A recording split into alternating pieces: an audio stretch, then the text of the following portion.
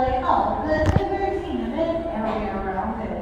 Now, when they first decided to build the Hoover Dam here, they had to figure out a way to divert that river around the work area.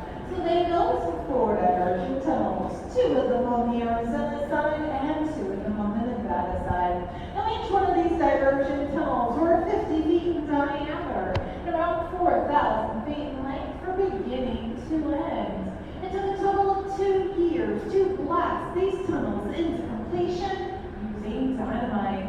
And once they had those diversion tunnels finished, they had to get the water to actually flow through those tunnels. So they built some coffer dams.